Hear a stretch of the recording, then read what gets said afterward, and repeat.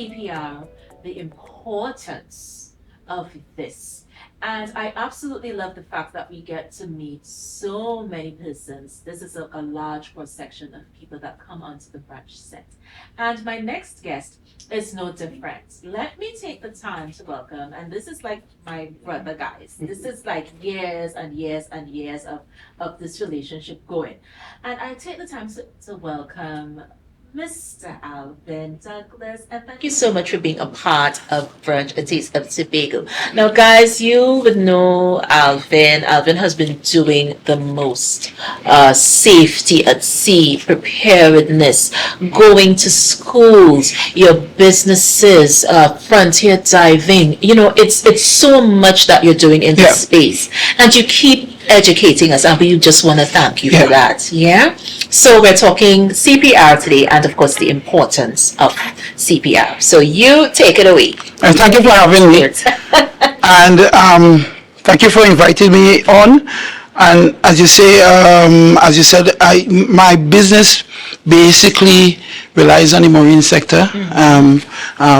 Again, my name is Alvin Douglas, and I run and manage a dive shop on the island, a dive center. Yes. But we're not only a dive center, we are a training facility. And when it comes to diving, like any other recreational sport which has risk, one of the main pillars is safety. Yes. So I'm also a master scuba diver trainer and an emergency first responder instructor. Okay. So quite a basically, Yes. basically, what we do is, especially here, and this is, I'm excited for Tobago because, you know what, Trinidad has already caught on, and we go down to Trinidad periodically to the schools. And we train them in emergency first response. Yes. So this morning, what I would like to do is basically give you an idea of what we do and how easy CPR is to catch on. But CPR is only part of the emergency response scenario. Well, we basically teach is primary care, and secondary care. Right. And there's a difference between them. And what we basically do is put things in perspective for people. Okay. You know, because we live in an era of information. You can go on information and you get all the specs. But to put things in perspective, you need that personal touch, and you need to build confidence. So a lot of the times when we go into schools, the kids they have an idea of what CPI is or what to do, how to pump. But when you put things in perspective and we create scenarios, and that's one of the unique aspects of our course. We create part of the course is to create scenarios. So when we've taught you primary and secondary care, we would create scenario in that particular space. So for schools, we would create scenario. Somebody falls off the ledge, somebody chokes, somebody broke their hand. The schools already recognize that the teachers cannot be everywhere at once. So the kids and them have to be educated. Yes. And there is no age prerequisite for this. I mean, my 7-year-old love to come on board and do some CPR, and he's 7 years old. Okay, so anybody can do it. Definitely. And you know, I love the fact that you said educating, and it is so important to educate your citizens, to educate the people in your space. Yep. It makes for life and death situations, even knowing how to navigate around these instances which may occur. And CPR is one of those things that I think everybody needs to have some knowledge of how to perform CPR. Yeah, I mean, it's supposed to be a life skill by now. I mean, every day we hear about incidents and accidents that happen in our space, and this the CPR, the course that we are introducing people to is for the lay person. Yes. You don't have to have any kind of prerequisite skill. Okay. What you want to do is to respond in the unlikely event of an incident.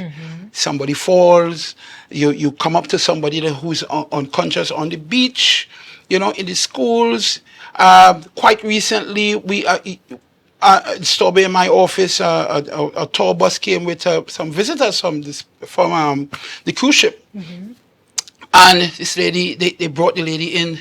The lady was overheat because it was so hot, and they're older people. Yes. And she needed some attention, and they wasn't sure what to do. And again, it builds the confidence. So once it is that we want to take off as a society, especially when it comes to tourism, our tour, we must make sure that our professionals are trained in the unlikely event of an incident, they can respond. Okay, that can respond, because let me tell you, you never know when it happens. We were just sitting in the office, and this lady came in and she needed assistance. Yeah. So off the bat, I went to the phone, and I spoke to tourism and said, listen, I'm going to come in, and for free I am going to do a demonstration. I'm going to put things in perspective for you in the unlikely event something happens. We in our space, we have already known that, listen, as instructors, once we are a dive instructor, we have to be taught if something is to happen, what to do. We need to do it. But the entire Definitely. island should be taught the same thing. Definitely. So we have our paraphernalia here. Right? We have so many things. I'm going to let you school us just a little bit on what's taking place on this display before me. Right. Yeah. So I'm gonna basically do it in somewhat of a scenario. And this is my friend here, Recessi Annie, and we have a couple of them. And when we go to the Right. schools, we take Recessi Annie with a training aid, of course. And first, the first thing you want to do, you need to realize that you need to build your confidence. And the way you build the confidence is to do courses like this. Okay, because if you are in a scenario, let's say somebody just falls in Scarborough, and they fall right in front of you. Okay? Right now we live in a society, instead of somebody helps, they pull out a phone and they give you Right, phone yeah. you. You need to be able to follow the phone. So let's say you come up to a person and that person falls. Okay? The first thing you want to do is to try to make contact with that person without touching them. Okay? Without touching them. Hello, hello, hello, can I help? Can I help? Okay? Once there's no response, and you need to touch that person, then you need to have barriers. So it's very important at this point for people to know that, listen, you want to have, especially when you're trained, this is a really nice little first aid kit that you can have in your vehicle. Yeah? Yeah. But again, it's for the lay person. I'm going to pull out a couple of things, like, for instance, your gloves. So you want to put your gloves on, and you want to make sure that before you touch that person, that you create a barrier between yourself and that person. Yeah. Because now, you have all sort of things that goes wrong and all these things. But I would, at this point, I want to tell you is that 90% or 85% of the time, if you were to use this skill, it is going to be somebody that you know. Somebody that you're close to, somebody that is home, somebody who put a piece of meat in their mouth, that person don't like to chew, and it sticks in their throat. Yeah. Okay? Yeah. And you need to instantly help that person. So I have never heard in my 30 years somebody has any kind of a disease transfer from assisting somebody. Like once you are made to assist a person, God sees about you and gives you a Steps in. natural barrier. Yes. Okay. Yes, yes. But obviously, due diligence. You put your gloves on, and these gloves are Create cheap, that barrier. and you create the barrier. Right. And you touch the person. The shoulder, the collarbone is the easiest person. So you say, sir, can I help? Can I help you? Can I help you? And what you want to do, this So you collar, you tap down. you tap on down, this and that region will here. yes, just so that at this point, what you don't want to do is, especially if you see anything like a cut or a bust head, you don't want to say, oh my God, that person got dead, I can't help that person. You can't be negative. You And have to bring be assured. that to the space. You have to That, be. yes, because that person might be unconscious and listening to you still. Yeah. Okay? You also want to make sure and call for help.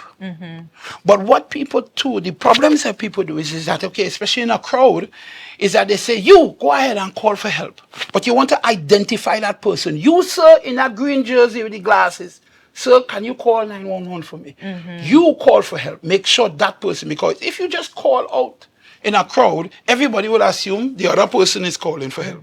So you want to be specific You want to be as to who specific. you choose. You, yes, you, sir, Right. you, ma'am, can you please get on your phone and call for help? Somebody's in distress. Then you want to make sure and tell that person, sir, I am an emergency first responder and I'm here to help you. Can I Right. assist you? Once that person doesn't Respond. answer, Yeah. you have to you can assume that is a yes. If the person go like, no, no, no, leave me alone, and roll over, then okay, Yeah. your work is done there. But Okay? they don't answer. They don't answer, you can assume that they want your Yes, assistance. and you It is a proceed yes, and you proceed. to help. Yeah. The first thing you want to do is to make sure that the person is breathing. Airway breathing. First thing. So without even touching you, look, listen, and feel. Okay? That system takes about 10 seconds. Right. So what are you looking for? You're looking for the rise and fall in the chest. What are you feeling for? You're feeling from the warm air that is coming from the mouth or the nose. Right. And you are listening for a gargling sound, somebody that is trying to breathe. Okay? So you look, listen, and feel. So That look, person listen, and feel. feel. That person is not breathing, then no. This person is not breathing, please call for help. Okay? This is all in the primary care, and all of this, we're breaking it down. Right. But this thing takes about a minute or two. All of this takes a minute or two. Right. Yeah? Then you can do expired air resuscitation. Right. So if you check that person and you realize the person does not have a heartbeat, check here. or they have a heartbeat, Been yes. happening. The carotid artery Right. that runs, this artery runs right, Yes, nice this and line close. right here. Yes. So you look for this, you look for the Adam's apple, and you run those fingers right to the side. Give it a couple of seconds, and you should feel that pulse. So if that person is not breathing but you're feeling a pulse, now expired air resuscitation, Right. Because at which least what we they call have a mouth to mouth. pulse. They have a pulse, but they're not breathing for whatever reason. Right. But if that person is not breathing, does not have a pulse, you go straight into CPR. Now, first aid, like any kind of medical fraternity, changes is very dynamic. Okay? After the COVID, what people frowned upon is doing mouth to mouth. Okay? So they emphasize barriers. They emphasize, if you do not have a barrier and you're not confident that you want to do mouth to mouth or mouth to nose, just the massaging of the heart alone will oxygenate that body. Whatever residual oxygen is inside that person's body Right. is going to circulate, and you are going to save that person's life. Right. Okay? So, again, back in the day, when I was a young lifeguard, Mr. Baker, and I'm going to shout out Mr. Baker, as a lifeguard, we will find the xiphoid process, and then we will put our hand right next to the xiphoid process, pull our finger back, okay, straighten the elbow, and if you are to do CPR, the best place to do it is on the floor, on a stable Okay, they platform. should be Okay? a flat But because surface. for demonstration, well, we are on a table. Yes. Okay? So we pull the finger back. Okay? And the motion should be coming from more or less the hip. Okay? So 30 beats, 2 breaths. Okay? You're trying to pump 100 or 120 times within that minute. 100 or 120 pumps. So you are 1, 4, 5, 6, 7, 8, 9, 10, 11, 12, 13, 14, 15, 16, 17, 18, 19, 20, 22, 23, 24, 25, 26, 27, 28, 29, 30. At this point, 2 breaths. Okay? So Yeah. let me get here. So if it's somebody that I know, I have no problem. I have my barrier. These are really cool barriers to have. You could keychain. This is a barrier. Let me pull it out for you. So it's like a shield. It's a shield. Okay? It's in a Alright. plastic. You pull it out and you put it onto the face like so. And you can get all of these in any. Yeah, I was just about to say, where can we get these wonderful gadgets? I was You just can about get. to ask. You can get in any. Most of the drugstores will have one like this. what's the name of the place in the mall? It used to be in the mall. Will have it. You can buy them online, but they're not expensive. And they're not expensive. So here, you can put it on. Yeah. Put it over to secure. Yeah. And you can blow into that person. I'm not going to use this for now because let me tell you something. To be absolutely fair, nobody walks around with this.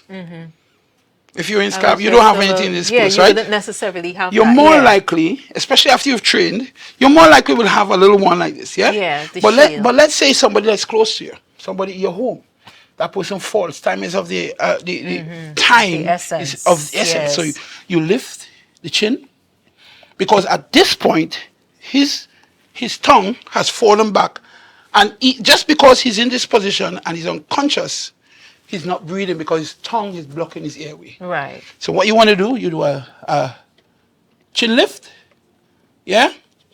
Block the nose, blow into the person. So you make sure to pinch the nostril. Yes. If you have a fat face like mine, my cheeks can block store it. some My air. cheeks can block it. Right. And you listen for the breath. I am looking for the rise and fall of the chest. Okay, so I'm going to blow 1, 2.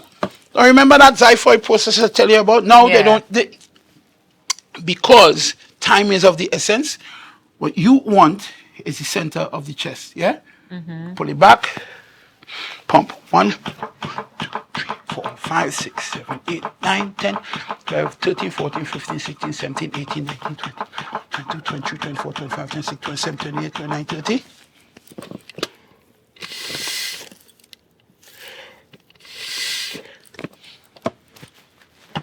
As I'm pumping, I am making sure that the chest recoils. Yeah, I'm also pumping 2.5 inches. Now, if you were to pump a person at my size, or a person that is pregnant, you may have to adjust a little bit, okay? But if it's a smaller person, you can straddle that person. Straddle, yeah? Pull it back. Why am I pulling my fingers back? Because I don't want to transfer the energy of my pump onto the rib cage. Okay? And I have more control of my pump if the pump is coming from the hip as opposed to the shoulder. Yeah? Right. So I'm here. Power there. So here, fixed, that pump is coming from here. Now this here is a very tiring exercise. You probably will get about 4 cycles, and then you will need help. Okay? But when you start a process like CPR, the only time you stop is if you find you see the person start to come through. If the ambulance arrives, or if you are exhausted. All right. So just tell us a bit about the course. We need to wrap really quickly. Yeah. But Yeah, how can no problem. persons reach you in order to be a part of the course and training? Okay, so my dive shop in particularly, it's at the Strawberry Beach facility and at the Sandy Point Beach Club. But we are in collaboration with the YMCA, and the YMCA has programs that include emergency first responder course. Yeah, this emergency first responder course is in 2 phases. You have primary, and then you have secondary care. So the person comes through. Now you want to figure out why it is that person is like that. And this is where the EMTs and them is going to be grateful to you. So you're taking your pen out and we are showing you how to check, make an assessment, see if that person's head is burst, if it's tender, if there's a broken limb, then you write everything down. When they come, you say this person is here, he's fallen and whatnot and whatnot. A layman can do that. Okay. There are too many times in my space I see people, I know people could be revived, but because we don't have the confidence, we haven't been taught. This is a 2-day course, by the way. We haven't been taught. Nobody has the confidence to come forward and render assistance to these people. When is the course started to We take we place? do this anytime. We do this anytime. Once you book, we arrange, you schedule it. Again, the course varies because it's an international course. You get certified, eh? You get a you get a certificate. How do we reach you, Alvin? Right. My number is 683-7210. My email is at bigdoggy1@gmail.com. My website, and the website, you can reach me at the website is TobagoFrontierDivers.com. Yeah. And you get certified. You get certified. It lasts 2 years. You refresh. Yeah. It's internationally recognized. You get the material. You get a little quiz. You get a little assessment quiz. Right. We give you a manual so that we give you beforehand. You read, and then when you're ready, you come in, and we make sure that you are nice and ready, and you are confident. You're confident. Exactly, and we love the fact that you come and you share so much knowledge. We want to thank you so much for being You're so welcome. Tobago, and you definitely need to come back because this is something that we need to keep educating our citizens on. So from us to you, blessings and success in whatever you endeavor to do. Thank you very much. So we're going to take a break, guys. We are going to be right back with more Brunch, a taste of Tobago. But before we do that, let's just take a look at our trivia question once again. And of course, this old U.S. military lookout sits on one of the highest points in Tobago. Where is it located? Of course, the answer at the end of the show, but we're going to be right back with more Brunch. We meet a very, very scintillating artist, soca on the rise. You guys don't want to miss it. We will be right back with more Brunch. See you guys soon.